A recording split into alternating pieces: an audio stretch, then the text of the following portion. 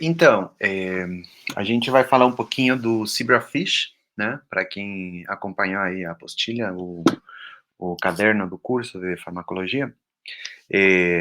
O zebrafish é um modelo muito utilizado há muitos anos já. Peraí, como que é? Hum, e nesse modelo, eu vou falar um pouquinho sobre como que esse modelo é utilizado, algumas coisas sobre a história do modelo, de onde que ele vem, de onde que ele surgiu, quem foi a primeira pessoa que utilizou e como que esse modelo bombou, né? Durante o tempo, e vamos falar um pouquinho também sobre o que a gente faz no laboratório, utilizando principalmente toxicologia e alguns aspectos da farmacologia, tá? Para utilizar esse modelo, tá? Então, imagino que vocês já viram em algum momento, durante a formação de vocês, que tanto quando se utiliza modelos in vitro ou quando se trabalha com química medicinal ou geração de compostos dentro do laboratório, ou teste de fármacos, ou testes de cosméticos, ou qualquer tipo de teste, muitas vezes é necessário utilizar modelos em vivo, né? E existem os modelos em vivos clássicos, que são rato, camundongo, e aí estão aparecendo Drosophila, Xenopus, que talvez não, muitos de vocês não conhecem, mas Xenopus é um modelo clássico utilizado em muitos laboratórios no mundo, galinha, e todos esses modelos têm uma característica em comum, que todos eles são utilizados como modelos de biologia do desenvolvimento. O que é a biologia do desenvolvimento? É o estudo da formação do embrião, tá? Para entender processos de doença, ou para entender a formação dos tecidos, malformação também de tecidos, os efeitos, por exemplo, de uma mutação, ou os efeitos de algum tipo de alteração na regulação gênica, como que essas alterações na regulação gênica podem alterar a forma ou a formação de um tecido. Então, a biologia do desenvolvimento estuda isso. E para estudar a biologia do desenvolvimento, são utilizados todos esses modelos que apresentei aqui. Tem modelos que são, bom, modelo mamífero, como o camundongo, tem outros modelos que são insetos, que é o caso da Drosophila. O Xenopus é um modelo híbrido entre um vertebrado terrestre e um vertebrado aquático, que isso permite tem algumas características que permitem facilitar alguns aspectos do estudo com esse tipo de animal. A galinha também surgiu há muito tempo atrás como um grande modelo de biologia do desenvolvimento, porque você podia manipular o embrião sem necessidade de, como no caso do camundongo, ter que sacrificar a mãe, né? É, então, todos esses modelos surgiram há muitos anos atrás, há mais de um século atrás. Muita gente já trabalhava com esses modelos há muito tempo, e obviamente esses modelos foram se adaptando e ganhando áreas dentro da biologia, do desenvolvimento, ou áreas dentro da evolução. Por exemplo, o Drosophila, que é um excelente modelo de biologia do desenvolvimento, é também um excelente modelo de genética, né? Depois da revolução da biologia molecular, a Drosophila começou a escalar de maneira, decolou em relação aos outros modelos, em relação à quantidade de ferramentas de biologia molecular que ela possui. É muito fácil trabalhar com Drosophila, mas por outro lado, Drosophila é um invertebrado, tem várias coisinhas que não, via de sinalização e tal, que não são iguais aos vertebrados e aos mamíferos, né? Que a gente sempre quer extrapolar um pouquinho para ver o que acontece com humanos. Mas mesmo assim, cada modelo tem aí suas características. E o zebrafish apareceu como o último modelo clássico. O zebrafish, ou também chamado de peixe-zebra ou paulistinha, não sei se vocês já viram nos pet shop, que sempre tem paulistinha nos pet shop, e chamado paulistinha por causa da bandeira do estado de São Paulo, né, que é preto e branco. É, em todo pet shop sempre tem paulistinha lá à venda, tem uns paulistinha colorido, que são transgênicos de paulistinha, etc. É um peixinho ornamental e se utiliza muito como peixinho ornamental pela facilidade que ele tem de ser criado. Então, o zebrafish, desse grupinho que eu mostrei, foi o último modelo em aparecer. O último, vamos dizer, o último, não é o último exatamente, mas um dos últimos que apareceu e que hoje em dia é considerado como modelo clássico, né? E aí o zebrafish apareceu no começo dos anos 80, 85, 83, e aí começaram a trabalhar com zebrafish, primeiro um que outro laboratório e tal, e aí nos anos 90 foi o boom do zebrafish, podemos ver aqui no gráfico, onde por um lado tem o número de publicações utilizando o modelo de zebrafish e na parte de baixo tem o ano, né? E vocês veem que nos anos 90 foi crescendo, crescendo, e a partir do ano 95, 97, começou o boom, muitos laboratórios começaram a assumir o modelo, e aqui pode passar para a seguinte animação, e aqui eu me atrevi a fazer um grau de projeção, porque essa publicação com esse gráfico foi no 2018, mas eu quis fazer essa projeção de que talvez nesse ano de 2022 provavelmente a gente vai superar as 5.000 publicações utilizando o modelo de zebrafish. E acredito que muito mais, viu? Então, hoje em dia, o zebrafish é um modelo muito bem estabelecido, um modelo que já é considerado um modelo clássico. Ele possui características não que os outros modelos não sejam bons, tá? Não estou querendo ganhar de alguém, mas o modelo de zebrafish, ele conseguiu abarcar as vantagens dos outros modelos de um jeito que os outros modelos não possuem. Por exemplo, no caso do camundongo, você tem que sacrificar a mãe para trabalhar com o embrião. No caso do xenopus, é necessário sacrificar um macho para tentar fazer a fecundação dos embriões das fêmeas. No caso da drosófila, é um invertebrado. Então, por aí...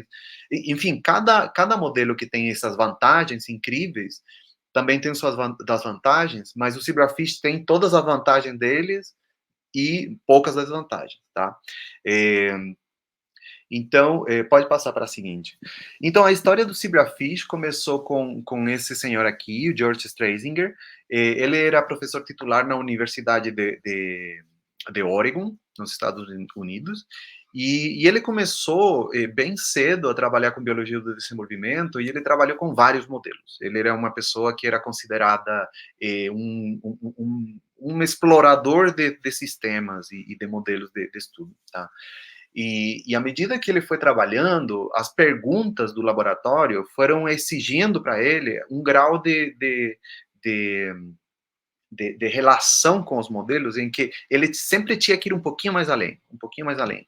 E aí teve uma hora que pensou, não, assim, esses modelos não estão me satisfazendo, está cada vez mais difícil e eu vou ter que procurar outro modelo. E naquela época ele tinha um aluno que era indiano, e esse aluno indiano falou sobre o zebrafish, ó, na minha região tem esse peixinho, e um peixinho super fácil de criar, tem sempre em todo lado e tal. E aí o George pegou esse peixinho e foi tentar criar no laboratório e resultou ser um excelente modelo, fácil de criar. Aí eu vou falar um pouquinho depois sobre as grandes características do modelo.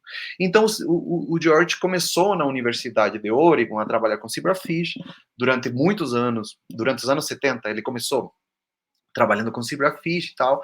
Aí, gente do laboratório dele, que ele já era um professor titular, então ele tinha um laboratório grande, com muitos alunos e tal. Gente do laboratório dele saiu do laboratório dele depois de terminar doutorado, pós-doutorado, e foram fazer seus próprios laboratórios, e levaram o zebrafish junto. Aí foi pouco a pouco o Zebrafish se expandendo,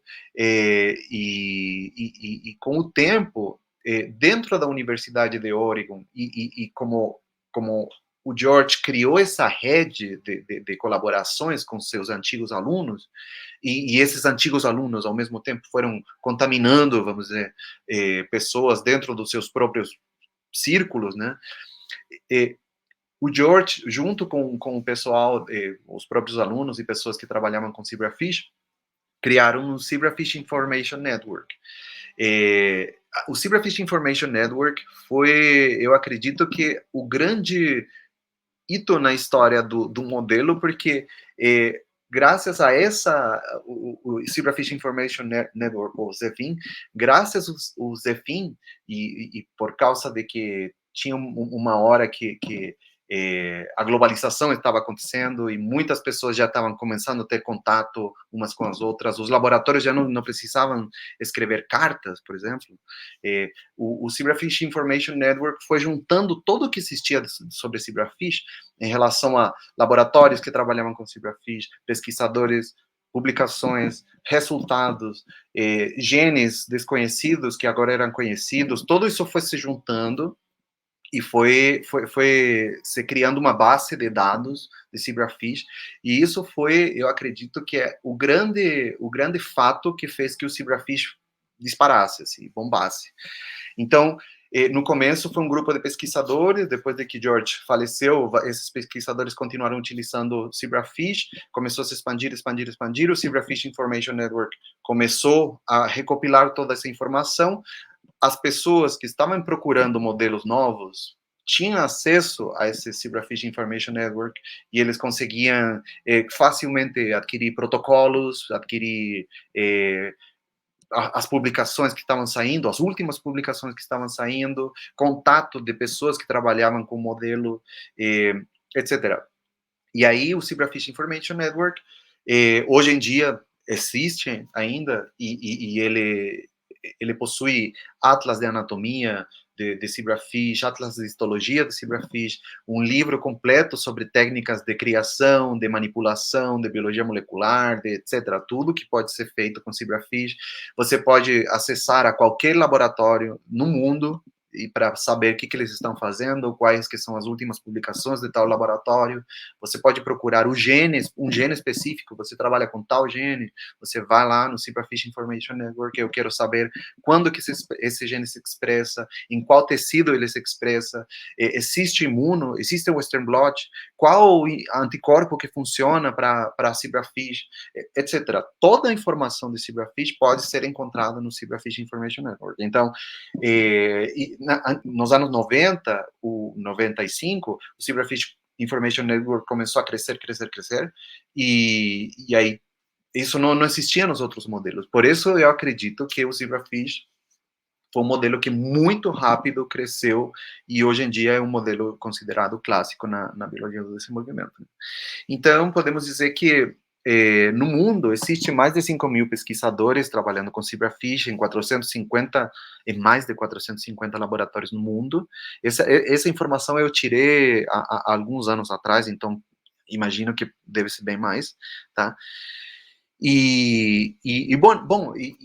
O Zebrafish era considerado um modelo de biologia do desenvolvimento até que começou a crescer o interesse pelo modelo. Então, basicamente, o George, na verdade, tinha a ideia de que se você começava a trabalhar com o modelo, você sempre tinha a opção de você, de uma ou outra forma, extrapolar seus resultados no seu modelo para o que está acontecendo no humano. Pelo seguinte, Andressa, passa a seguinte, por favor. Se vocês veem aqui essa figura, na parte de baixo, vocês têm um embrião perdão, a formação, vamos dizer, um feto de peixe, não me lembro qual que era, salamandra, tartaruga, galinha, porco, cachorro, não me lembro qual que é o último, e o último é humano, tá? obviamente, cada um desses embriões ou fetos, eles têm características que vão se diferenciando, né? Tipo, a tartaruga vai formando como se fala isso? Bom, mas a casinha dela, peixinho vai formando a nadadeira, salamandra vai formando a cauda, etc. Cada organismo tem suas características. Mas se a gente observa a parte superior da figura, eh, todos os embriões começam a partir de uma célula, né? E essas células vão se reorganizando de tal forma, e existe um momento durante todo esse movimento em que o embrião é cabeça, corpo e cauda, e não tem essa separação que é a especificação de cada um dos tecidos e cada um das formas que vão determinar o que, que um rato, o que, que um camundongo, o que, que uma tartaruga, o que, que um... Essa era um pouco a visão de George. Então, e naquela época, trabalhar com zebrafish, naquela época eu tô falando dos anos 70, tá? Trabalhar com zebrafish era uma coisa meio, não, porque que tu vai fazer com peixe, sabe? É muito estranho você fazer isso com peixe, porque peixe é um organismo, evolutivamente falando, muito pouco próximo de seres humanos, então se você fizer tal experimento, você não vai ter um resultado, mas não, ele demonstrou que realmente o zebrafish era um modelo que era possível de ser utilizado para uma série de estudos, que é o que eu vou mostrar agora. Passa para mim, por favor. E à medida que o tempo passou, o zebrafish parou de ser só um modelo de biologia do desenvolvimento. Hoje em dia é um modelo muito utilizado para estudos de oncogênese, formação de tumor, cancerogênese, tá? Toxicologia, que é um pouco do que a gente vai falar no final da apresentação. Estudos de reprodução, um peixinho pode facilmente fazer reprodução se você precisa testar um fármaco, por exemplo, ou uma droga, ou um composto, ou qualquer coisa, se tem ou não um efeito na reprodução, facilmente você pode chegar a fazer isso. Você pode estudar genética. Eu coloquei aqui a neurobiologia, devido a que muitos, eu acredito que talvez a metade dos laboratórios que trabalham com zebrafish trabalha em algum grau com neuro, e então o zebrafish virou um dos modelos mais utilizados em estudos de neuro. Obviamente, medicina regenerativa, sempre dá para utilizar algum modelo diferente como modelo de medicina regenerativa, e a mesma coisa para evolução, né? Então, o zebrafish começou como modelo de biologia do desenvolvimento, e graças às facilidades que o modelo apresenta, que eu vou apresentar depois, ele começou a tomar algumas áreas da biologia e consegue hoje em dia praticamente ser utilizado em praticamente em todas as áreas da biologia, da química e etc. Tá? Então, agora eu vou falar um pouquinho sobre as características do zebrafish, tá?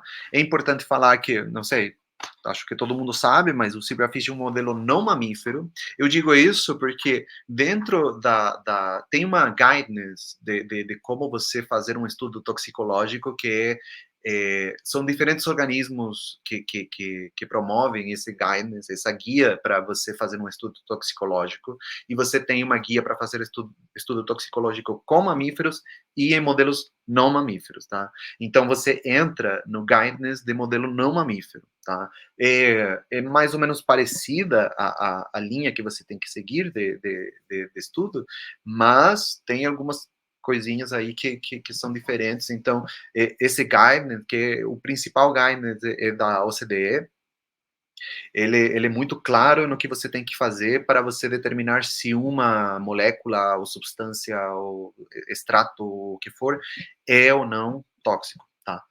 Então, o zebrafish entra no modelo não mamífero, tá? E as características de por que ele é um bom modelo são, a primeira, eu acho que é uma das melhores, é a fácil manipulação, tá? Num biotério com 1.500 exemplares, você não precisa de mais de uma pessoa com meia hora, uma hora disponível para alimentar, limpar aquários, ver que está tudo certo, limpar as bombas, limpar o chão, pronto, assim, em uma pessoa, em meia hora, 40 minutos, talvez, consegue, em um biotério simples, fazer esse trabalho inteiro. Agora, por exemplo, quando no nosso laboratório, quando a gente trabalha com zebrafish e com rato, o pessoal que vai fazer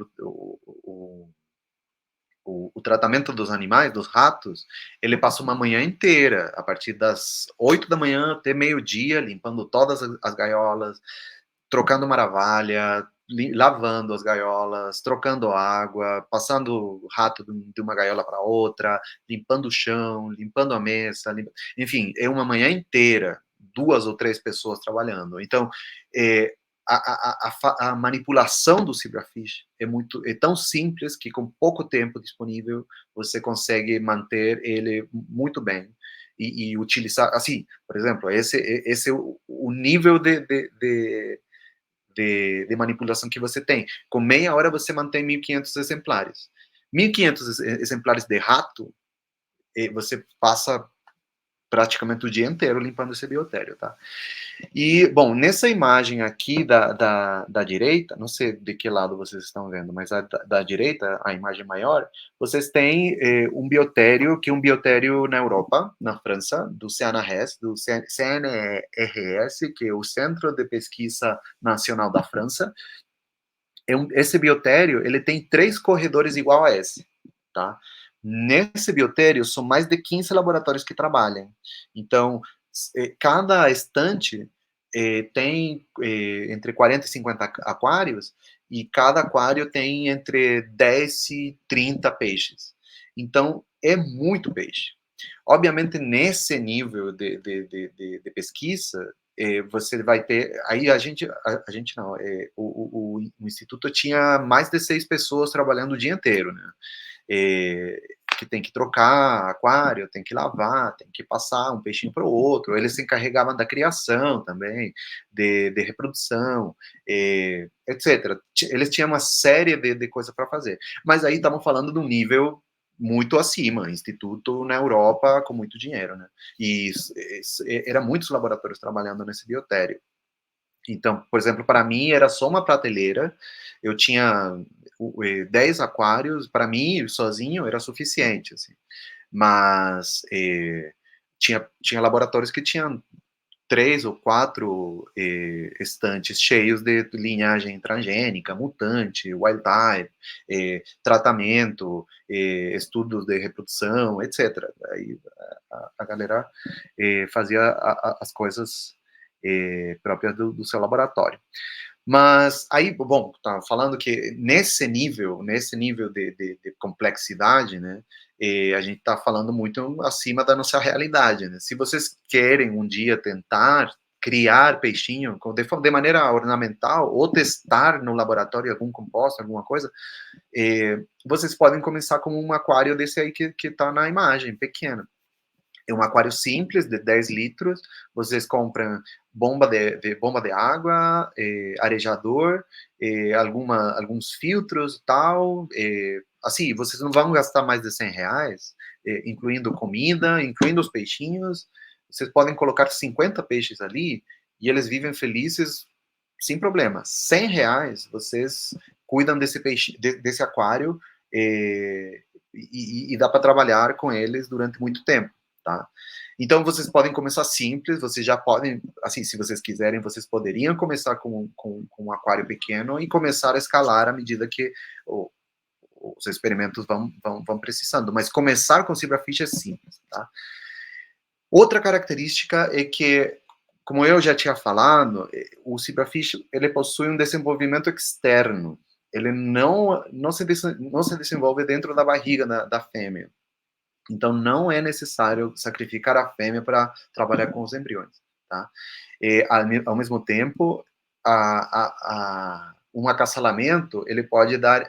Aí estamos vendo, se vocês veem esse aquário, aí tem 3 peixinhos, tem 2 machos e uma fêmea. Esse é um aquário de reprodução. Um casal, ou esse grupinho ali, se ele está bem alimentado, com boa temperatura, não existe estresse, sempre tem estresse nos biotérios, mas um nível aceitável de estresse, enfim, todas as condições são perfeitas, ou muito boas, é possível que vocês tenham entre 200 e 500 embriões por casal por semana.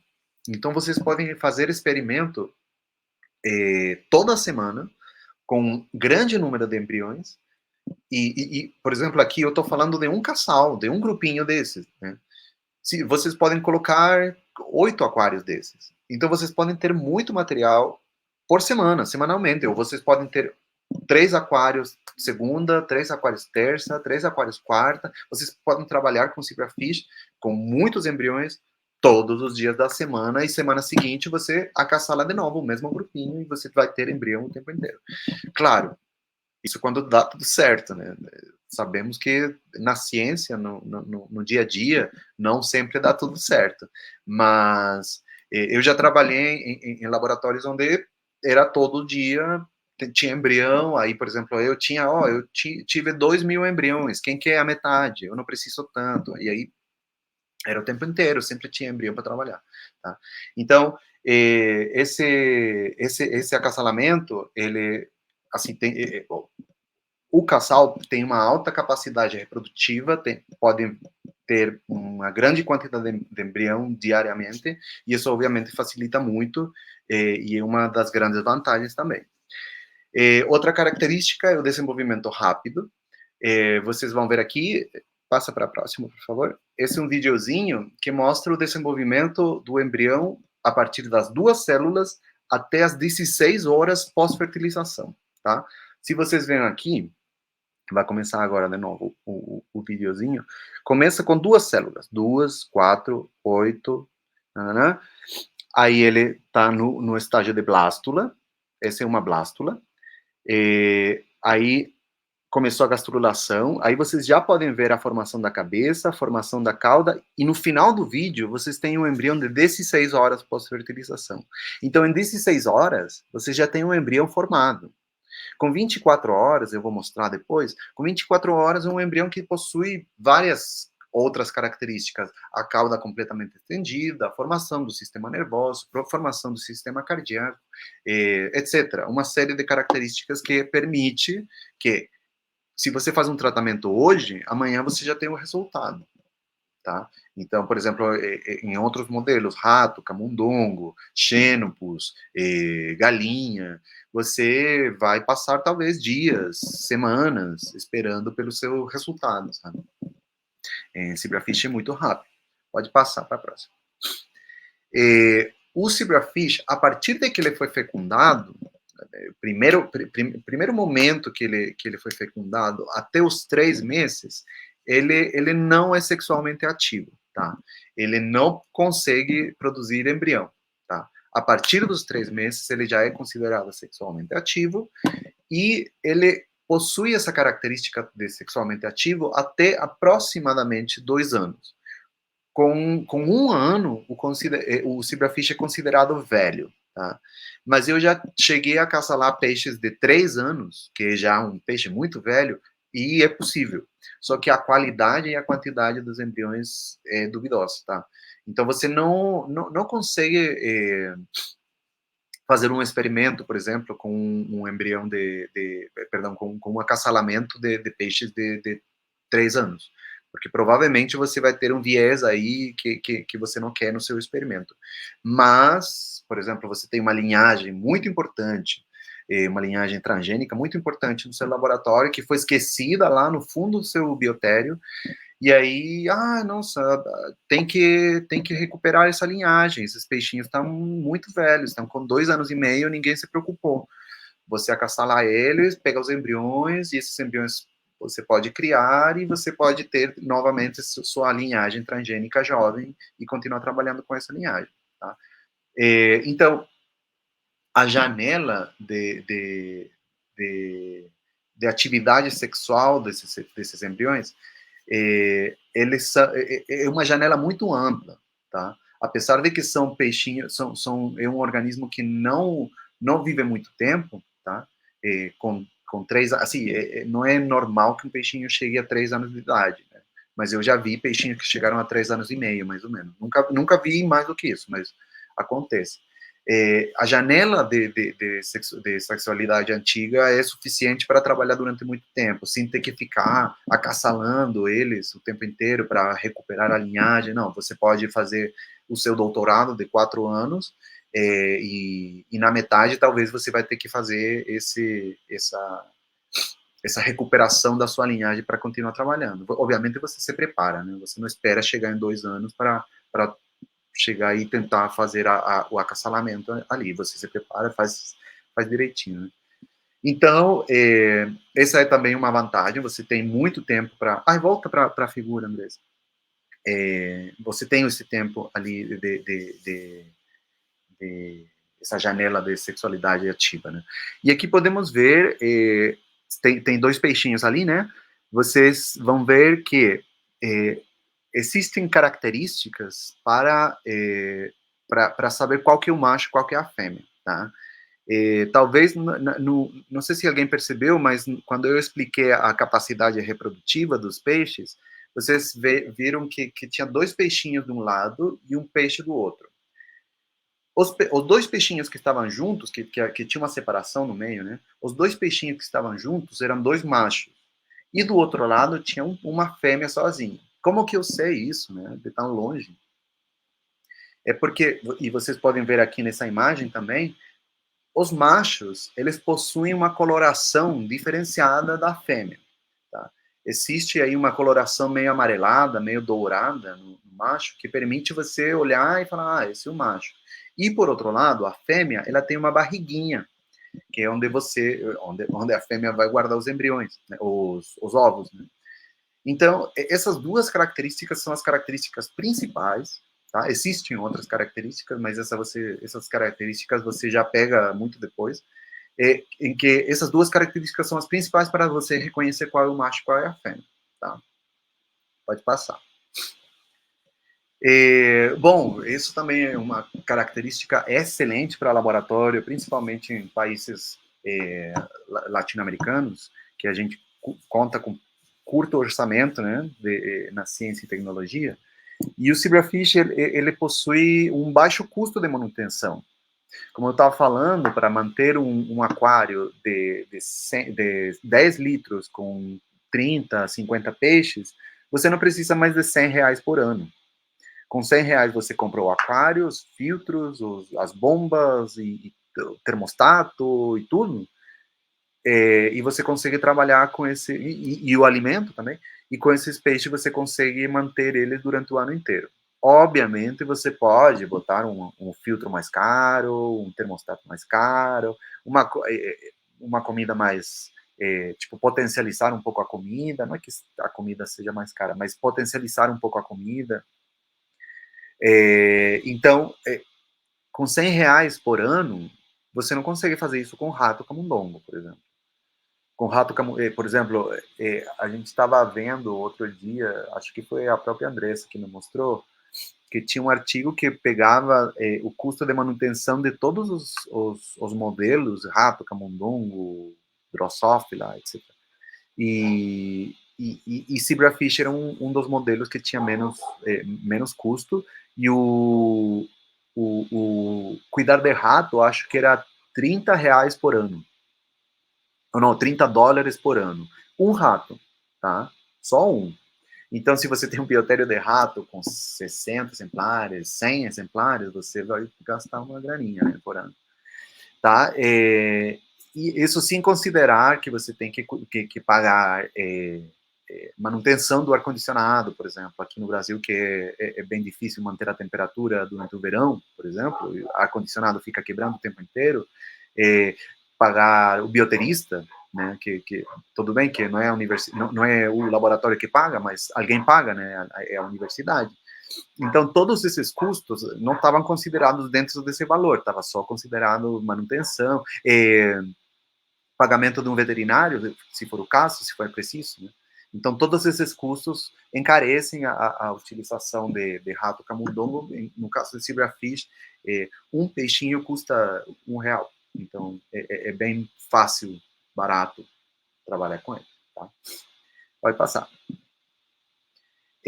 Outra característica muito interessante é que eles, assim, todo mundo, isso já foi perdido um pouco, mas muitas vezes já me falaram, e que eu já comentei agora, que, mas como que vai trabalhar com Zebrafish? Como que você vai extrapolar seus resultados para humano, né?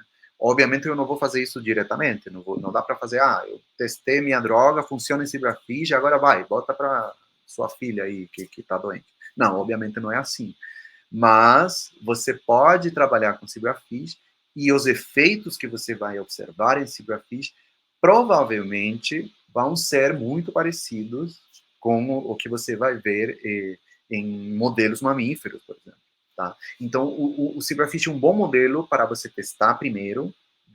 Você pode testar diferentes concentrações, diferentes tipos de administração, diferentes compostos, diferentes formas de avaliar o composto. Você pode fazer várias repetições dessa avaliação de maneira fácil e barata.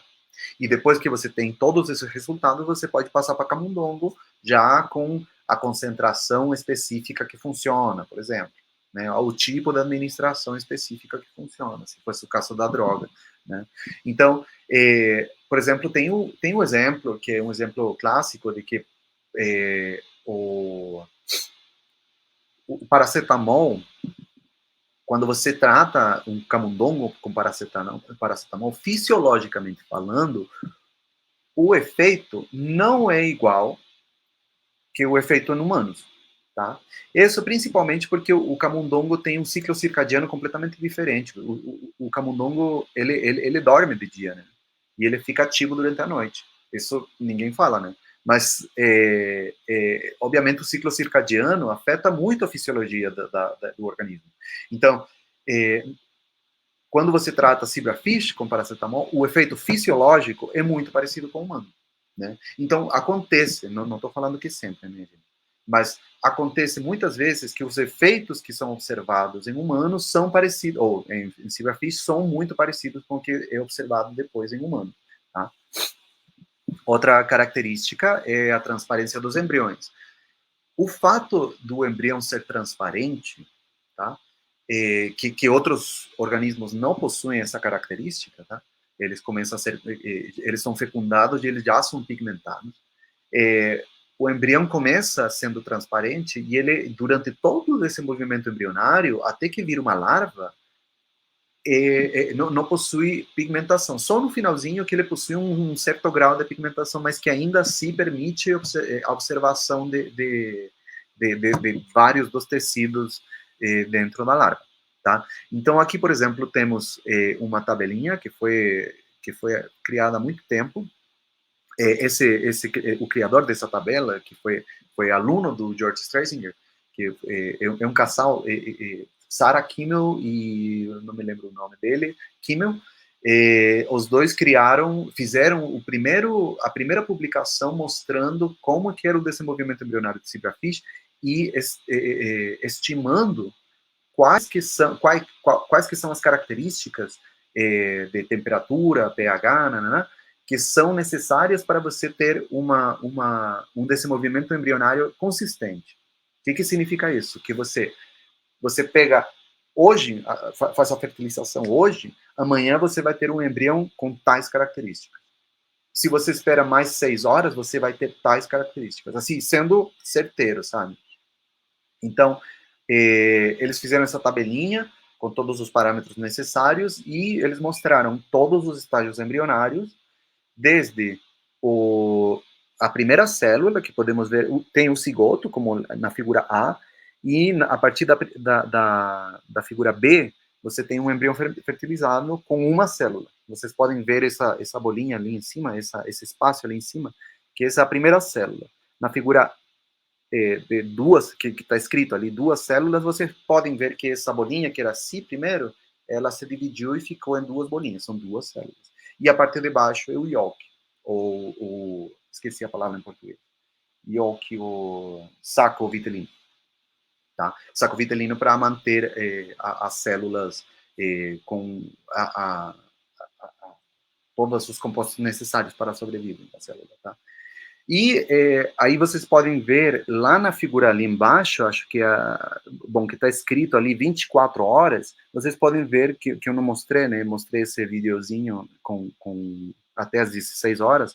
Com 24 horas vocês têm um embriãozinho, vocês podem ver cabeça, olho, a cauda completamente estendida, tá? Então com 24 horas você já tem um embrião que você consegue, por exemplo, você tem uma droga ou um composto ou um contaminante ambiental, pode ser, para avaliar toxicologia, você pode pingar na água do embrião e em 24 horas eu posso chegar e dizer, não, tem um efeito na formação do sistema nervoso central, eu estou vendo aqui o sistema nervoso central, eu posso utilizar técnicas também para ver, eu vou mostrar algumas técnicas, para ver o sistema nervoso central, se tem ou não alguma alteração, tá? Então, com 24 horas você já pode ter resultado, é só fotografar, né? E, devido a essa transparência dos embriões, foram desenvolvidas muitas técnicas que permitem a observação de tecidos específicos, tá? E avaliação da anatomia. Então, tem a imunohistoquímica, claro, né? Eu posso utilizar anticorpos para determinar utilizando anticorpos, eu posso visualizar a expressão de marcadores específicos de um tecido, por exemplo. Eu posso ver como que por exemplo, a minha membrana celular, se eu utilizo uma proteína de membrana, por exemplo, a beta-catenina, ou caderina, ou alguma proteína de adesão célula-célula, eu posso ver a membrana da célula, se eu tenho um microscópio competente. Eu posso fazer imunofluorescência para ver essas imagens aí que eu estou mostrando, que a imagem do meio, onde tem essas fibras em verde e esse que é chamado de septo em vermelho, esse é o músculo esquelético do embrião, tá? Então eu posso ver se, por exemplo, se fosse uma estatina, que as estatinas são moléculas que conseguem, durante o desenvolvimento embrionário, alterar completamente a formação das fibras musculares. Então, isso foi descoberto com vários estudos, mas um dos modelos utilizados foi o zebrafish. Eles mostraram que pingando estatina durante o desenvolvimento embrionário, as fibras encurtavam ou não conseguiam se ancorar no septo, que o septo seria o equivalente ao tendão de humano, tá?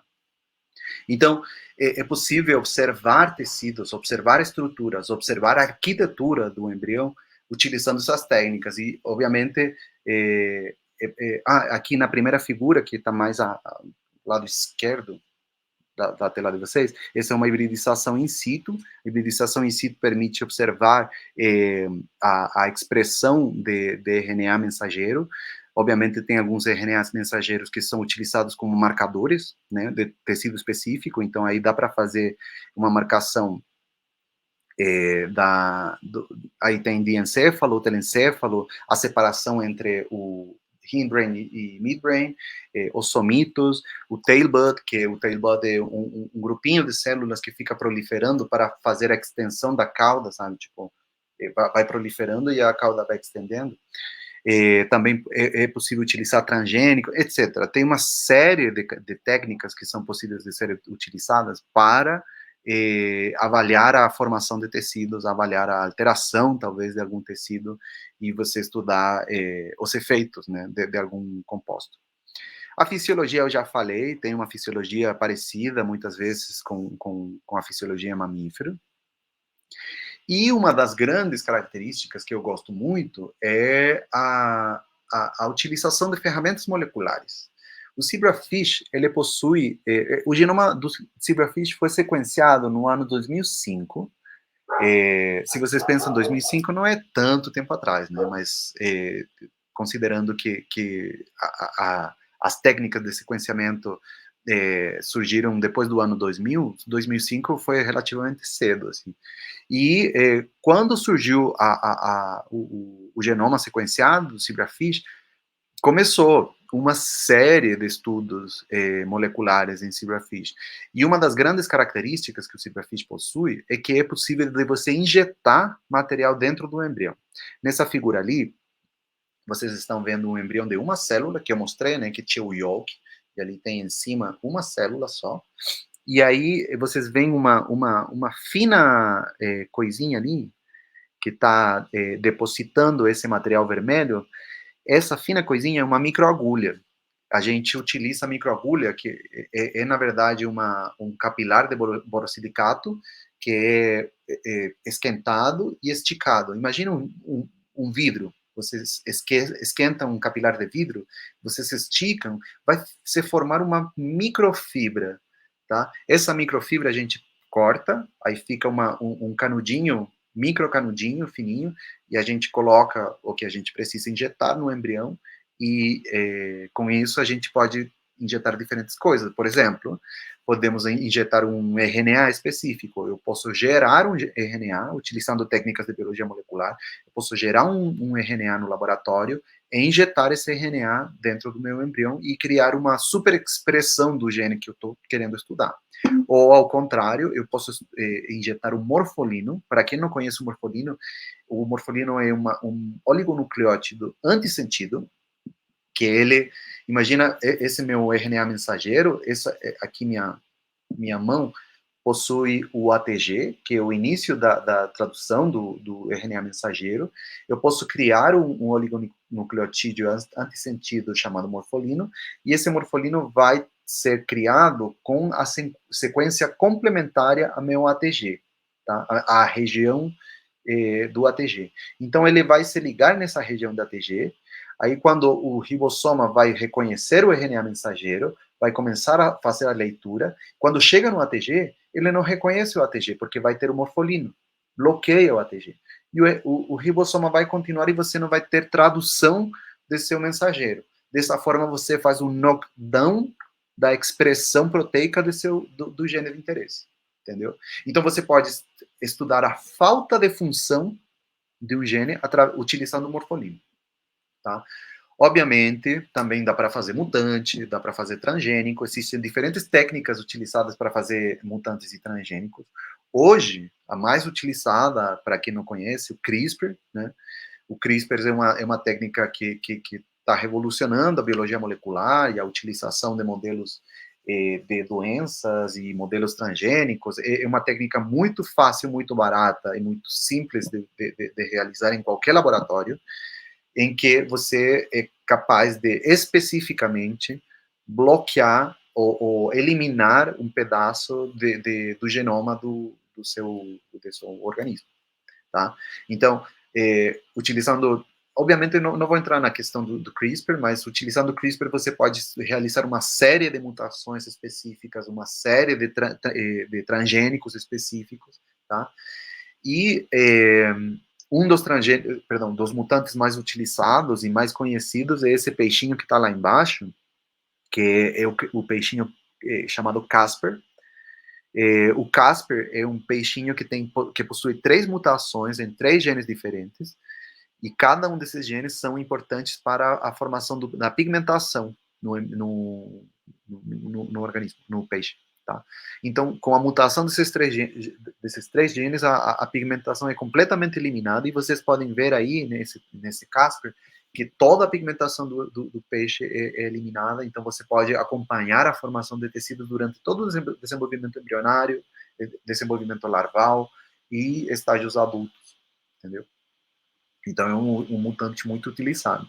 Ao mesmo tempo, é possível utilizar transgênicos. Aqui eu coloquei 3 diferentes transgênicos. No primeiro de cima, o transgênico de coração, ou na verdade, tecido vascular endotelial em verde. Tá? Você faz um transgênico com algum promotor específico para tecido vascular, e você coloca downstream, ou embaixo desse promotor, pode ser uma proteína fluorescente, o gene que codifica para uma proteína fluorescente, nesse caso foi a GFP. E se vocês veem em vermelho, vocês veem na parte de baixo dessa figura, vocês vão ver que existe um fluxo de pontinhos vermelhos. Esse fluxo são células sanguíneas. Então você também, mesma coisa, você coloca um marcador de células sanguíneas, e downstream, ou embaixo desse promotor, você coloca um gene que pode ser, que codifica para uma proteína fluorescente vermelha, que pode ser RFP, Red Fluorescent Protein. Tá?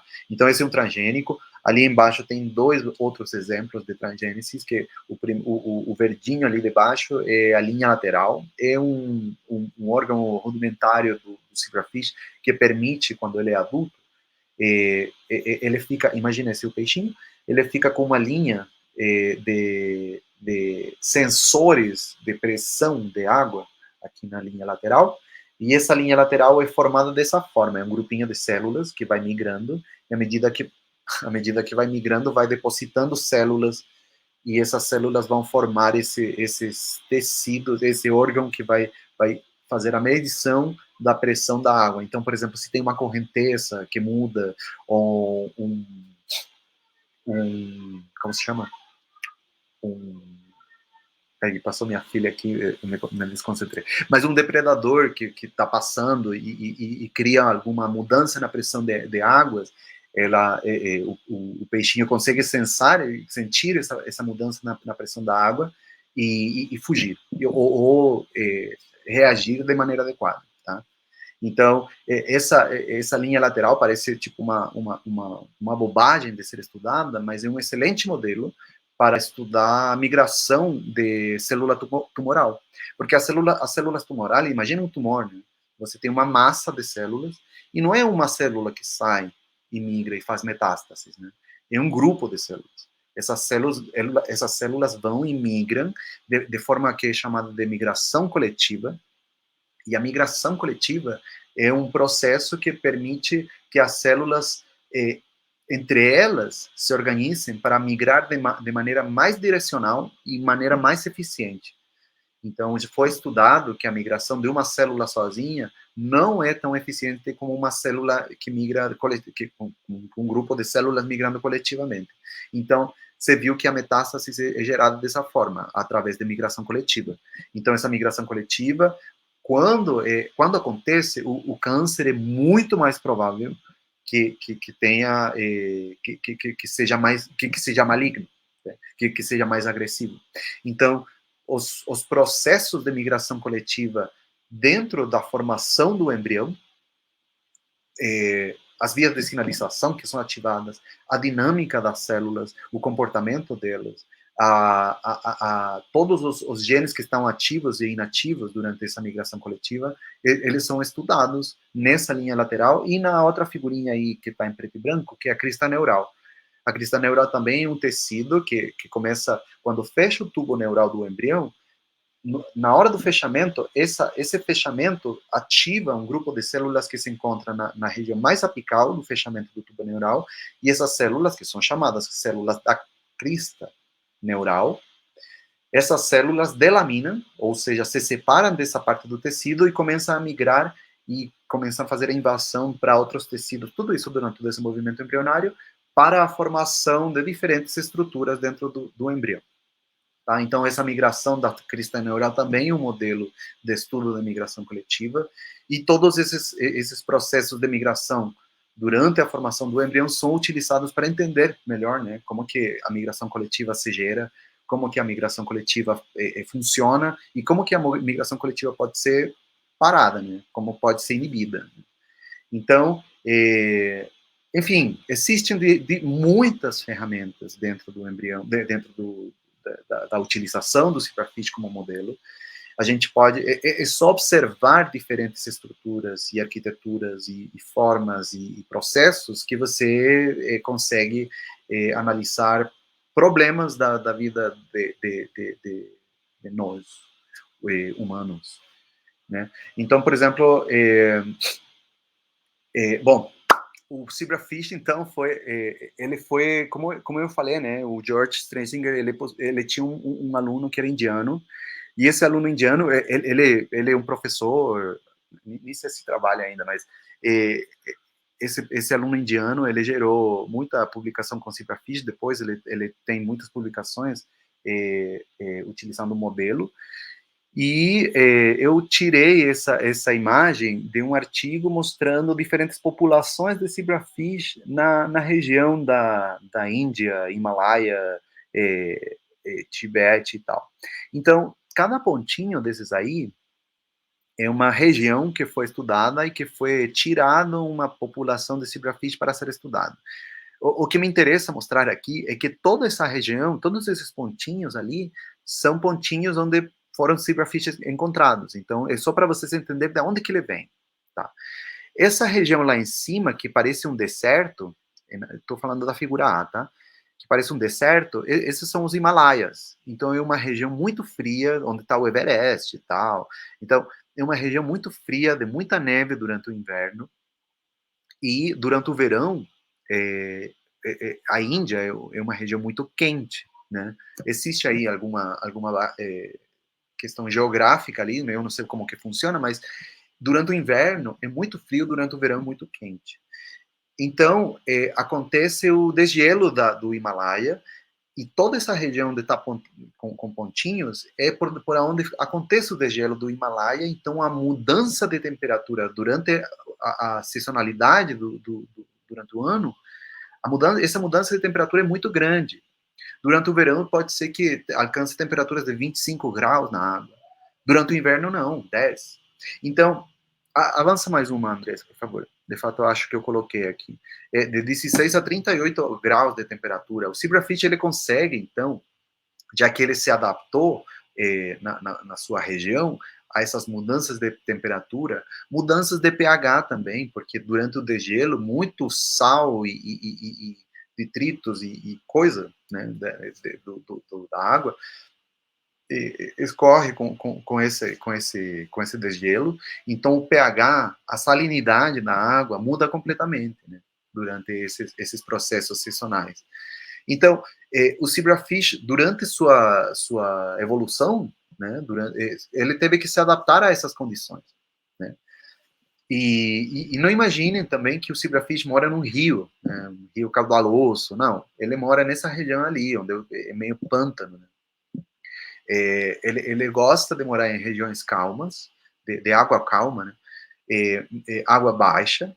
Ele se esconde na vegetação, então é um peixinho que gosta de se manter escondido, meio bem escondido de depredadores e tal. E é ali que ele encontra também sua alimentação. Ele pode se alimentar de zooplâncton, insetos, algas, detritos de material orgânico.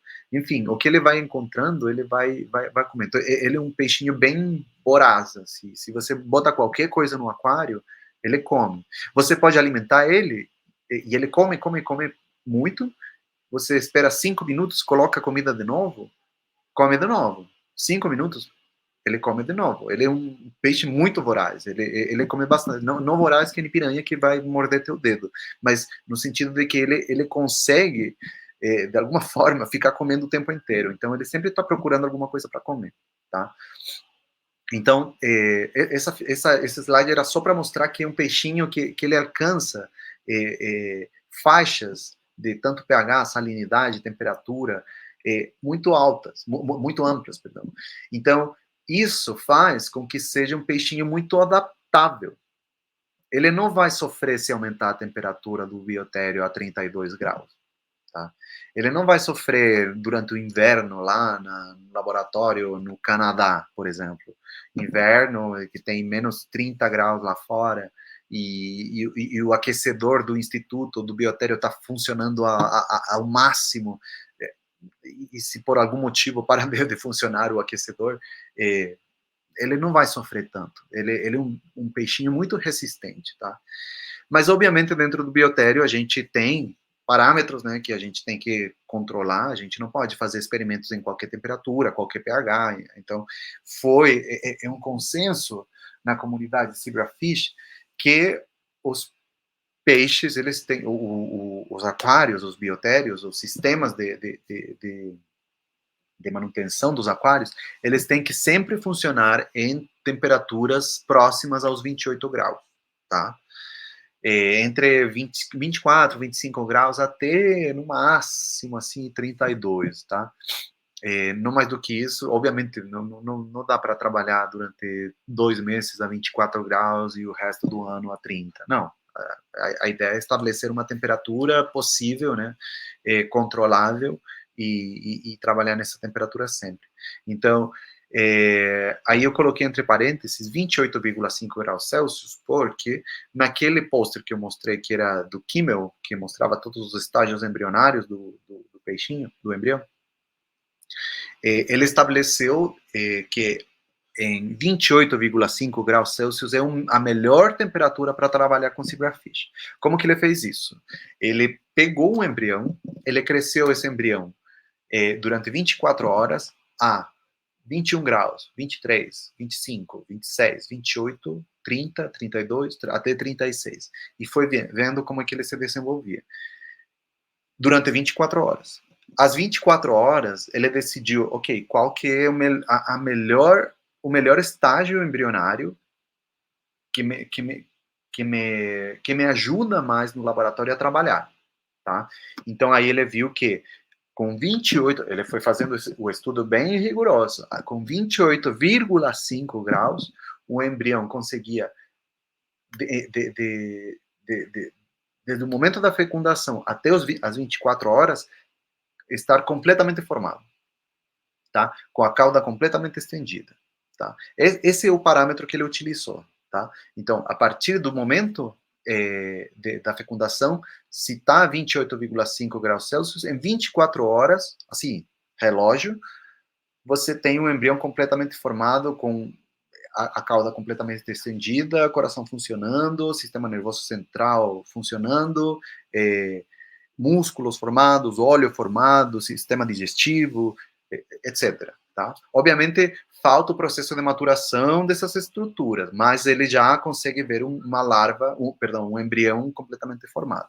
O pH também é uma coisa que sempre tem que ser bem controlada, a gente sempre trabalha no laboratório com pH próximo dos 7,5 graus, 7,5 de pH, e tem uma série de parâmetros da água que sempre tem que ser trabalhados, em relação, obviamente, pH, temperatura, salinidade, a dureza da água, que tem a ver com a salinidade, o oxigênio dissolvido. E uma coisa muito importante é que a amônia e o nitrito, que são metabólitos da descomposição da matéria orgânica, tanto cocô e restos de comida que os peixinhos deixam, isso sempre tem que estar zerado, porque é muito tóxico para o ambiente. Então, tem uma série de mecanismos de fazer tanto a quantificação de todos esses parâmetros, como o controle, tá? Para a quantificação, a gente utiliza esses testes aí, principalmente da Cera ou de outras marcas, todas as marcas funcionam muito bem. São testes muito simples. Não sei se alguém já viu que muita gente utiliza teste de piscina do mesmo tipo, que é só para ver o cloro na água, enfim. Aí você pinga umas gotinhas, bota a água do seu aquário ou da sua piscina, pinga umas gotinhas e a coloração indica o nível a concentração ou o nível adequado do que você está procurando, do que você está quantificando, tá? Pode passar. Então, para o controle, para o bom funcionamento do biotério, a ideia é que não é uma água parada, né? Obviamente você não vai deixar a água parada, senão a água apodrece, né? Então é um processo de recirculação da água constante. Mas não é só circulação, essa água precisa ser filtrada e tratada para conseguir trabalhar e manter esses peixinhos de maneira saudável. Então, existe aí essa figura ali embaixo, que é um sistema automatizado de criação de peixes. É um sistema que mede temperatura, pH, salinidade e mantém esses parâmetros constantes. É automático, você não precisa fazer nada. Obviamente, se você tem alguma alteração de outro tipo, você tem que mexer. Mas salinidade, pH e temperatura, esse sistema dá conta.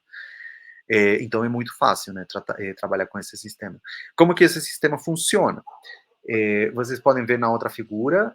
Mostra aí, Andressa, a caixinha de baixo, onde está a bomba, em cima do meu nome. Essa aí. Essa caixinha é o reservatório de água, tá? A água vem da torneira, passa por uma série de filtros, tá? Tem filtro biológico,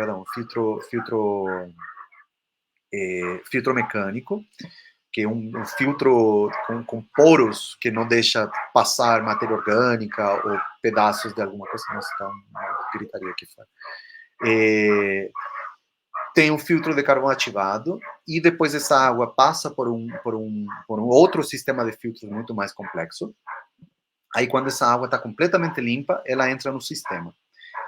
A partir de que essa água entra no sistema, entra nessa caixa de água ali debaixo. Andressa, por favor, mostra a bomba.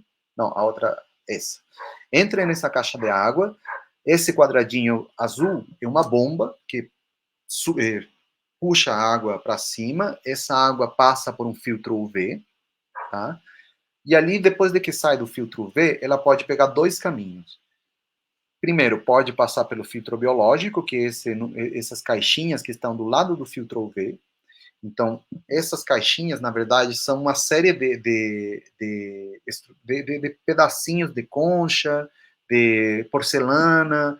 Tem muita gente que bota pedaços de tijolo, obviamente tudo muito bem lavado, né, gente? Então, todo esse material ali, ele fica acumulando bactéria, fungo, alga, enfim, uma série de micro-organismos ali que formam uma população que vai pegar essa água e vai metabolizar qualquer tipo de material biológico ou qualquer tipo de metabólito que for necessário.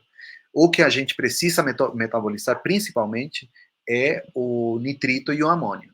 Tá? Então, essas caixas aí é o chamado de filtro biológico. Então, todos esses micro-organismos vão pegar esses metabólitos que sobram da descomposição da matéria orgânica e vão metabolizar em outras moléculas. Tá?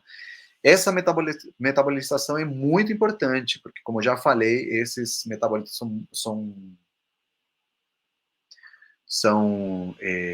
muito tóxicos para os peixinhos. Então, passa essa água por aí, essa água sai limpa, mas não necessariamente limpa completamente.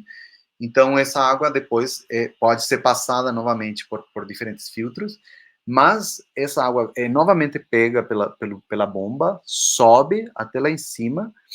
Mostra para mim, Andressa, o caminho. Pela rota, segue a rota, isso. Aí vai para a esquerda. Aí, se vocês veem, cada círculo que se mostra ali é uma torneirinha. A partir dessa torneirinha, a água vai entrando nos aquários, tá? A água que entra nos aquários entra pela parte da frente e sai pela parte de trás. Atrás tem uma calha de recepção de água, que é essa calha amarela. Então a água recebe a calha recebe a água de todos os aquários e joga para baixo, né? E essa calha tem uma série de filtros também. Tem um filtro mecânico e joga essa água também nesse outro receptório que também tem uma série de filtros, tanto filtros mecânicos como filtros químicos. Filtro químico é principalmente filtro de carvão ativado. Tá? Carvão ativado vai tirar todos os excessos de metal pesado e tal. E cloro também, principalmente. E completa o ciclo. E fica circulando essa água durante muito tempo, sendo limpa e ensujada, fica suja com os detritos de matéria orgânica dos peixinhos, tá? Então, esse é basicamente o funcionamento do biotério. Obviamente, um biotério grande, né? Tipo, aquele, por exemplo, da Tecniplast. Mas, na UFRJ, não sei se vocês conhecem o professor Manuel Luiz Costa, ele foi o meu orientador de doutorado, eu fiz doutorado com ele, nesse biotério ali. Se vocês observam na figura da esquerda, vocês têm uma série de torneiras, você tem uma série de caixas, e lá embaixo, lá no fundo, tem uma caixa receptora, tá? É ali que começa tudo. Dentro dessa caixa, não, na outra figura, Andrés. Isso, lá embaixo. Lá embaixo, no fundo, isso. Ali tem uma bomba, essa bomba joga água para cima, e essa coluna azul é o filtro UV. Uma vez que passa pelo filtro UV, entra nas caixas de água. Bom, tem aí também do outro lado que não dá para ver, mas tem um filtro biológico. Mas aí entra nas caixas de água. E se vamos na outra figura, a água sai por trás do aquário e entra na calha, e a calha recebe toda a água e coloca de novo na, na caixa principal onde está a bomba. Então, se vocês veem ali na figura da direita, dá para ver uns peixinhos nadando dentro da caixa. Então, esse foi o sistema onde eu fiz o doutorado. Tá? Eu fiz o doutorado inteiro ali, junto com o Manel. Tá? Manel e eu criamos esse biotério há alguns anos atrás, e funciona perfeitamente. Assim, eu não sei como está o biotério agora, mas funcionou para mim perfeitamente durante 4 anos. Então, eu fiz uma tese inteira lá. Então, com materiais simples, você pode fazer seu próprio biotério. Obviamente, esse aqui é um nível de artesanato muito alto, né? A gente se empolgou. Mas funcionou muito bem durante muitos anos. Eu sei que agora a Manel está com um biotério bem diferente, funcionando e tal, aperfeiçoou isso aí, mas era só para mostrar para vocês como que é possível trabalhar com zebrafish. Você pode fazer seu biotério ali utilizando materiais simples de cozinha. Vocês podem ver que essas são aquelas caixas que você guarda comida dentro da geladeira. Né? Então, pode passar, Andrés. Tá. E a alimentação é meio padrão, assim, que pessoal alimenta 3 vezes por dia, tá? 2 vezes com ração seca, ou comida seca, e 1 vez com comida viva, tá? Ração seca pode ser aquele pozinho, não sei se todo mundo conhece, mas aquele pozinho, aqueles flocos que você coloca na água, nos aquários, é o clássico da alimentação, mas tem muita gente que utiliza espirulina, tá? É, é, assim, dizem que eu nunca utilizei, mas eu tenho colegas muito próximos que trabalharam com espirulina e eu vi eles trabalhando com espirulina e sempre me falaram que funciona super bem. Tá? Mas assim, apesar de que a comida seca ela possui um grande valor nutricional e você pode ficar alimentando com comida seca durante o resto da vida os seus peixinhos, ela não é muito estimulante para os peixinhos. É muito importante você dar comida viva também para, assim, tinha um professor que falava que o, a o peixinho precisa de algum tipo de estímulo para despertar aquele senso tipo, sentido selvagem dele. Assim. Esqueci a palavra, na verdade, mas a ideia é que o peixinho se senta que ele está caçando.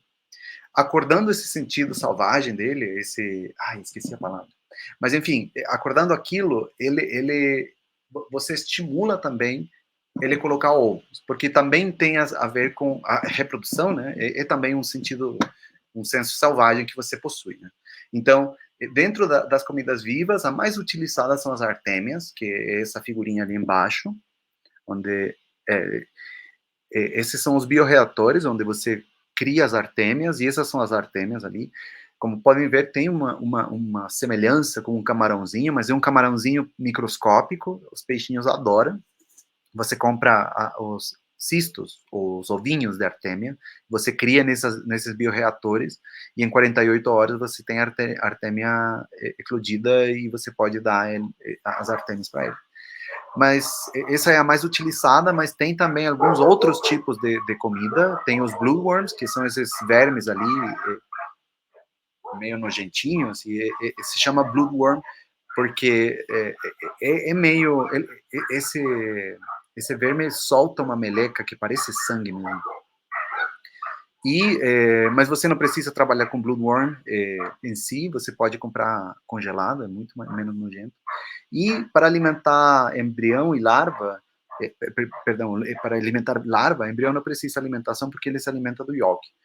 Para alimentar larva, você pode utilizar paramécia. Você pega uma folha de alface da feira, sem lavar, você coloca na água e deixa aí de um dia para o outro, os paramécias vão começar a proliferar e você depois pega essa água, centrifuga e você vai ter um precipitado que vai ser um grande número de paramécia ali e você pode alimentar seus suas larvas com paramécia, eles também adoram. Tá? Então, a ideia é variar um pouco a comida, instinto selvagem, para não só dar comida seca, também dar comida viva para alimentar, para despertar esse instinto selvagem dos peixinhos e que eles sintam, pelo menos, que eles estão tentando caçar seu próprio alimento. Tá?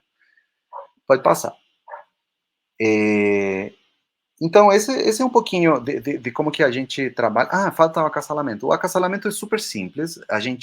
Eu já mostrei uma figura onde a gente mostrava um aquário de acasalamento, mas é basicamente isso aqui. O aquário de acasalamento possui... Mostra aí a figura da direita. Ele é um aquário que contém a água, e é outro aquário que encaixa dentro desse primeiro, e que ele possui uma série de furinhos no fundo. Tá? Por que esses furinhos? Porque quando os peixinhos eles acasalam, a fêmea vai fugindo e o macho ele chega e ele aperta. Tudo isso acontece muito rápido, tá? Ele vai, nada do lado dela e ele dá uma apertada na barriga dela. E nesse momento que dá essa apertada na barriga dela, os ovinhos saem da barriga e o macho ele tipo meio que atira, joga a esperma em cima desses embriões, em cima desses ovos. E aí que acontece a fecundação. E esses ovinhos vão descendo na água, vão afundando, e se você não tem uma separação entre o fundo do aquário dos peixinhos perdão, se você não tem nada, esses ovos vão chegar no fundo do aquário e os peixinhos vão pegar, vão comer. Então, tendo essa separação cheia de furos, os ovos vão passar essa separação e os peixinhos não vão conseguir acessar e você vai poder fazer a colheita de seus embriões fecundados no fundo do aquário. Tá? Então, quando você já vê que está cheio de embrião lá embaixo, você pega o aquário de cima, que é esse que está deslocado ali na imagem da direita, você tira, coloca esses peixinhos num aquário, pode ser o aquário deles, ou outro aquário do acasalamento, para que eles continuem fazendo o acasalamento.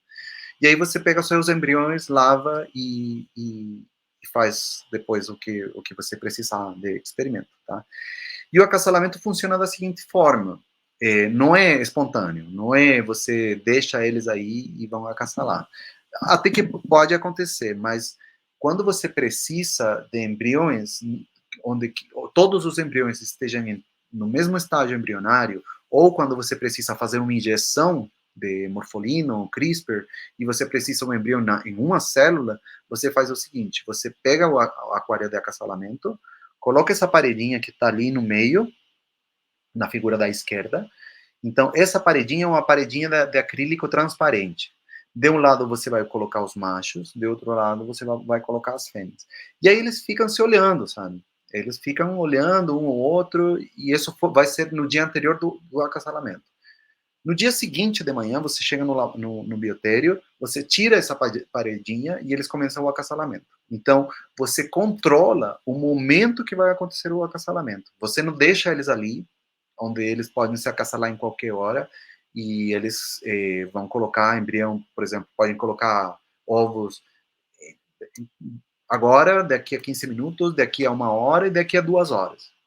Tá? Aí você vai ter embriões em diferentes estágios embrionários. Então, às vezes, você não quer isso. Às vezes, você precisa de um estágio embrionário específico e que todos eles tenham o mesmo estágio. Então, aí você faz isso. Tá?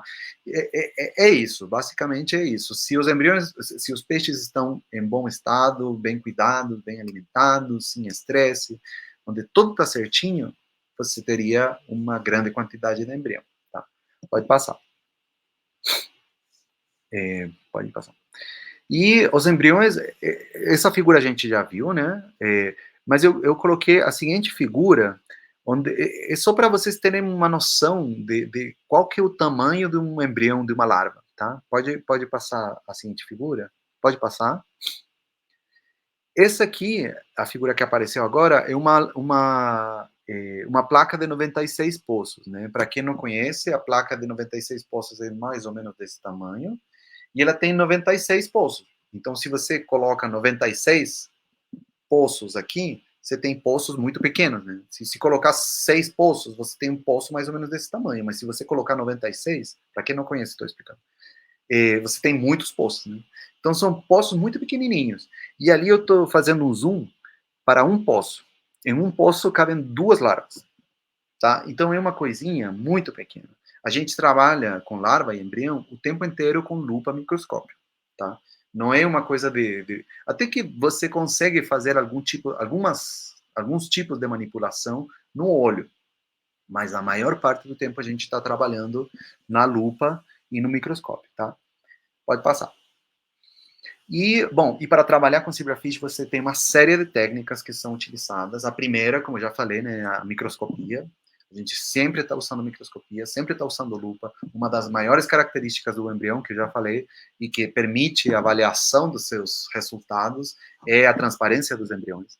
Então, a microscopia vira fundamental. Além de que o tamanho do embrião é muito pequeno, né, a principal técnica que a gente utiliza é a microscopia, tá? E ali eu já mostrei esse videozinho, mas o segundo videozinho aí da direita é um transgênico, que em vermelho está a formação da glândula tireoide representada, e em verde são os arcos branquiais, tá? Então, esse é um time-lapse, que se chama aqui, uma videomicroscopia que dura muito tempo. E aí pegaram esse embrião com 72 horas pós-fertilização, o que significa 3 dias. A partir desses 3 dias, eles fizeram um vídeo durante 28 horas. E foi isso que eles viram. Tá? A formação da glândula tireoide à medida que o embrião vai se formando, vai esticando, né? Vai formando os arcos branquiais. Tudo isso, todo esse vídeo foram 28 horas de gravação num microscópio confocal. Tá? É uma técnica um pouco mais avançada, mas não é impossível. Na UFRJ dá para fazer. Tá? Pode passar. A segunda técnica é a microinjeção e transplante. Como eu já falei, é possível injetar material genético, pode ser um RNA, um morfolino, CRISPR, uma proteína, um composto, uma molécula, um fármaco, qualquer coisa é possível de ser injetada dentro do embrião, tá? E, ao mesmo tempo, é possível fazer transplante. Você pode chegar, eu quero saber como que as células por exemplo, a crista neural se comportam quando meu embrião é tratado com esse agente tóxico. Então, se você trata seu embrião com agente tóxico, você vai matar seu embrião. Então, se eu quero analisar como que é a incorporação das células da crista neural na formação do coração, eu não posso testar no embrião que eu vou matar, né? Porque você vai matar seu embrião e você não vai chegar no estágio embrionário que te permite avaliar o coração. Então, o que acontece é que você trata suas células da crista neural, ou trata seu embrião, na verdade, com esse agente tóxico, e você pega as células da crista neural com uma agulha, você pega a agulha, coloca a agulha na região onde as células da crista neural se encontram, e você suga. Tem umas maquininhas que a gente utiliza para sugar. Aí você suga essas células da crista neural e aí você pega um embrião que não foi tratado e você transplanta essas células da crista neural na região onde as células da crista neural vão migrar. Então essas células vão se incorporar a esse grupo de células da crista neural e se você tem um fluoróforo nessas células, você pode acompanhar a migração e o comportamento dessas células, porque essas células foram tratadas com agente tóxico, mas o ambiente ao redor delas não foi tratado com ambiente tóxico. E aí você pode avaliar o comportamento dessas células e ver a incorporação, que foi o exemplo dessas células na formação do coração. E a outra técnica que também é muito utilizada, e utilizada principalmente para análise toxicológico e farmacológico, é o banho. Você pode, que era o que eu já estava falando, né? Você tem um fármaco, ou uma droga, ou um composto, um protótipo de fármaco, ou um composto contaminante, ou pode ser qualquer coisa que você queira testar. Você tem seus aquários não, pode ser até aquário, né? Pode ser tanto em adulto como em embrião ou larva, você coloca seu agente tóxico ali, ou seu fármaco, e você vê os efeitos, né? Então você faz um banho dos embriões, ou um banho nas larvas, ou um banho no aquário com peixes, e você consegue ver os efeitos dessa exposição ao agente tóxico ou a essa substância e avaliar os efeitos tóxicos nesse contexto, né? Aí eu coloquei um exemplo por exemplo, você tem uma placa de 96 poços, de novo, aí você tem na, na linha 1, perdão, na linha 1 você tem o tratamento com DMCO, na linha B você tem o tratamento com a droga A, droga B, droga C, na coluna 1 você tem uma concentração, na coluna 2 você tem a segunda concentração, na coluna 3 a terceira concentração e na coluna 4 a quarta concentração, e lá em cima eu coloquei N1, N2, N3. Então você pode ter seu triplicata na mesma placa, analisando 4 concentrações diferentes de 3 drogas diferentes em triplicata, e até você poderia fazer a mistura dessas drogas, que é as linhas que estão lá embaixo. Mistura de droga A com droga B, A com C, B com C. Então, em uma placa, você consegue fazer esse tipo de teste. E você pode ter várias placas. Então, você pode fazer uma análise multifatorial, mudando concentração, mudando o tipo de droga, mudando a mistura de drogas. Tudo isso em triplicata. Então, é possível fazer esse tipo de ensaio utilizando esse tipo de modelo, porque a gente tem muito embrião, é barato, é fácil e é possível, né? A gente faz porque é possível, tá? Aqui era só para mostrar um pouquinho de como que era a rotina no laboratório. Aí você tem uma larva montada numa placa de observação no microscópio, então podem ver a larva com a objetiva em cima da larva.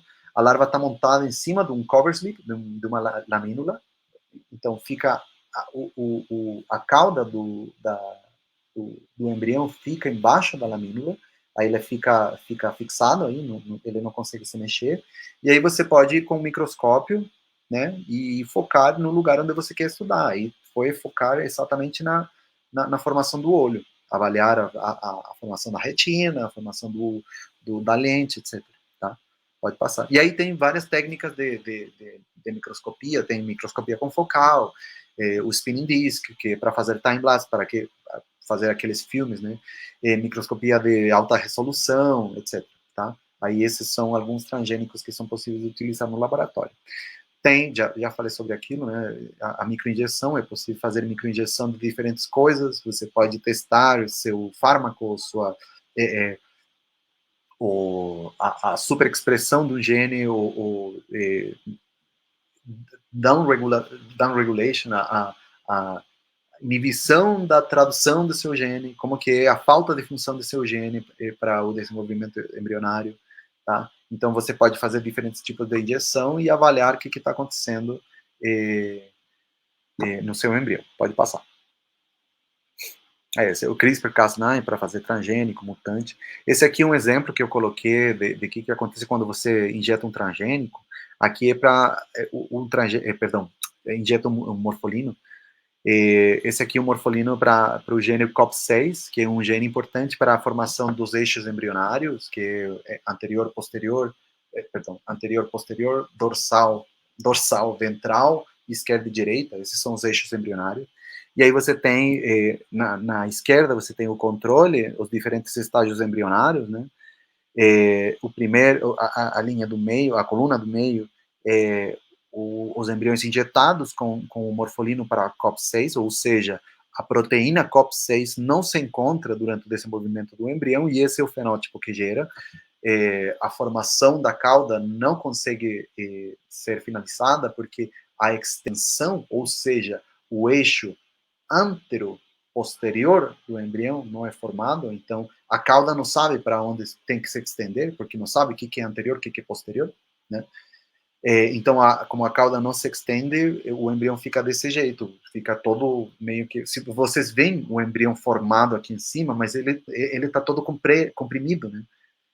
Todo se forma normalmente, mas ele não se estende, então fica todo comprimido. Se vocês veem os somitos, ficam todo achatado aí no meio. E aí a coluna da direita é simplesmente o morfolino, né, do COP6, e faz um resgate do fenótipo injetando o RNA de COP6. Então você tira a COP6 e coloca a COP6 só para resgatar o fenótipo. Esse é mais ou menos, esse é um experimento clássico utilizando o morfolino, tá? Um exemplo de manipulação que eu coloquei. E, bom, eu vou falar um pouquinho do que a gente faz no laboratório.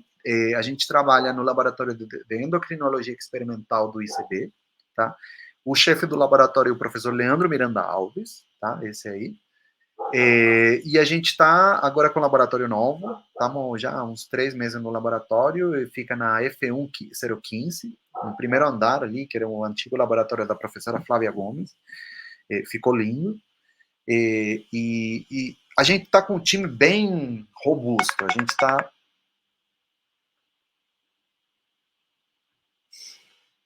Ai, peraí. Ah, tá me dizendo aqui que eu preciso encerrar. Tá, vou rapidão aqui.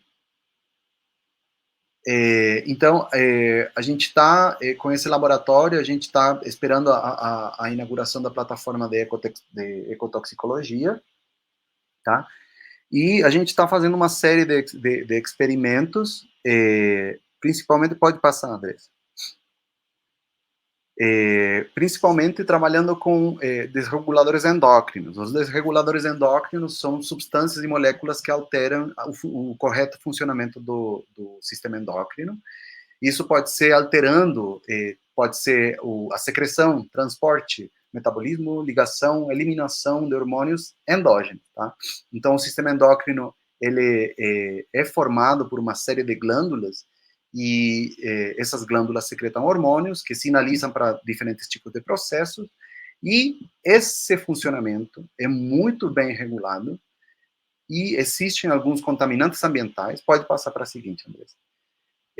Existem alguns contaminantes ambientais, por exemplo, aí coloquei algumas figurinhas, né?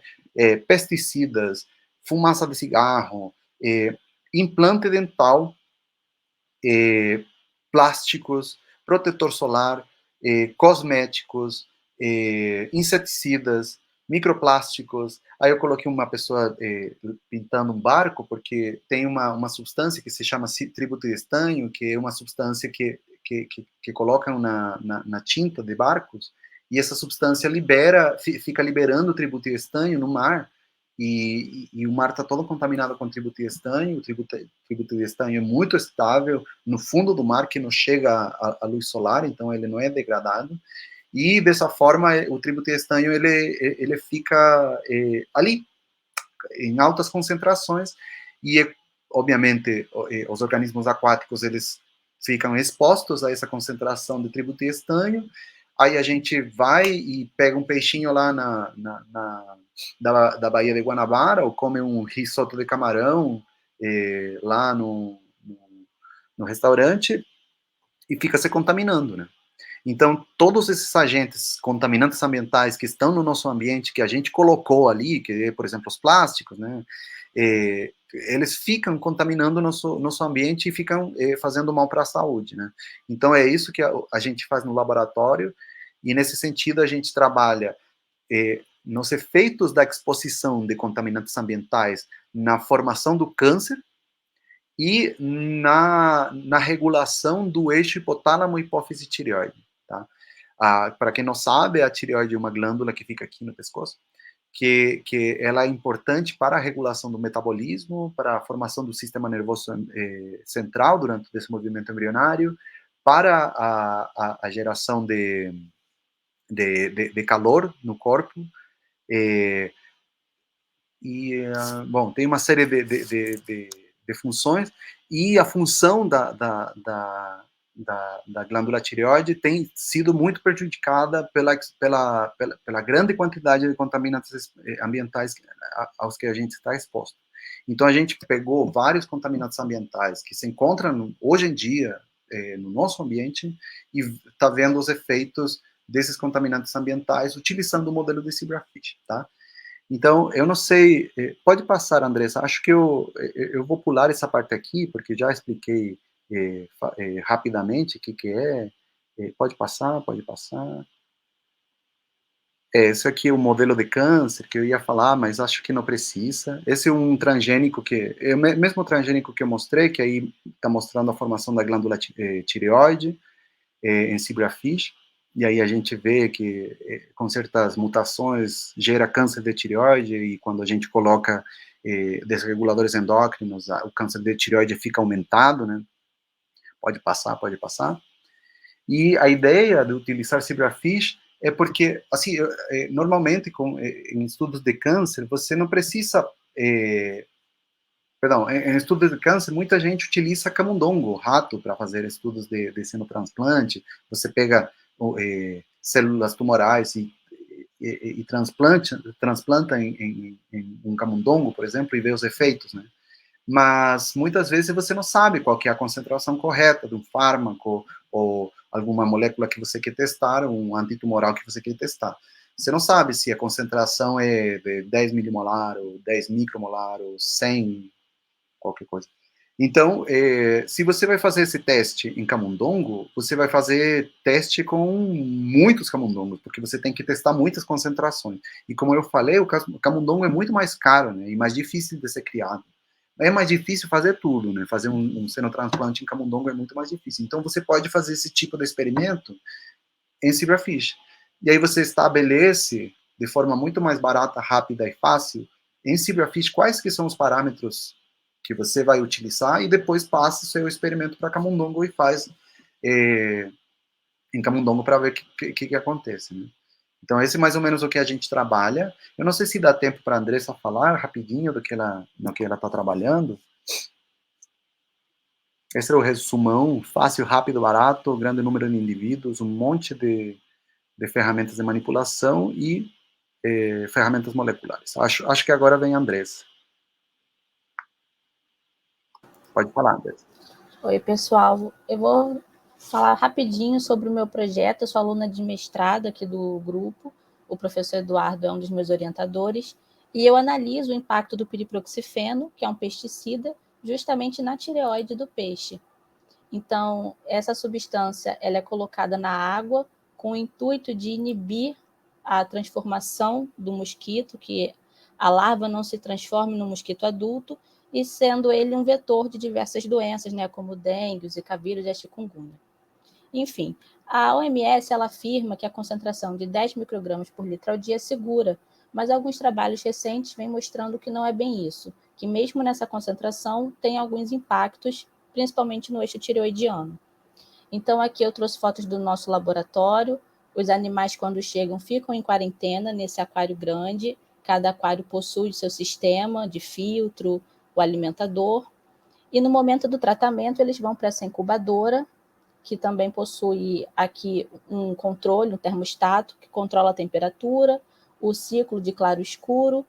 E aqui em cima eu tenho os animais adultos, então eu tenho uma linha onde eu trabalho com fêmeas adultas e outra linha onde eu trabalho com embriões.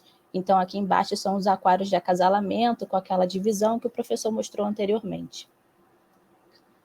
Bom, eu exploro muito a característica do zebrafish, dele ser um embrião e uma larva transparente. Então, dessa forma, eu consigo acompanhar o desenvolvimento do animal. O tratamento ele é feito da seguinte forma: eu trabalho com 3 concentrações de piriproxifeno, a de 10 microgramas por litro, que aqui a OMS diz que é segura, uma 10 vezes maior e uma 10 vezes menor, além do grupo controle. Eu também faço uma diferença do início do tratamento. Então, um tratamento iniciando às 24 horas pós-fertilização e outro às 48 horas, justamente para a gente observar essa janela de toxicidade. E no 7º dia de vida é feita a eutanásia desses animais. Bom, e o porquê desses tempos, né? Então, a tireoide do zebrafish, diferente da nossa, né, do humano, por exemplo, que é encapsulada, os folículos ficam dispersos ao redor da aorta do animal. E aqui eu trouxe uma foto de um trabalho mostrando que a transformação dos folículos, né, o desenvolvimento. Então, no 6º dia de vida pós-fertilização, o animal ele já tem os folículos formados, mas é apenas no 7º dia que ele começa a ter os hormônios tireoidianos. Bom, podemos fazer várias análises com o animal. Eu trouxe aqui uma análise fenotípica, Então, é colocado um animal por vez no microscópio e a gente avalia algumas características. Então, esse animal, por exemplo, tem uma curvatura na cauda, que é indício de toxicidade, ele tem uma necrose cerebral, problemas na bexiga natatória.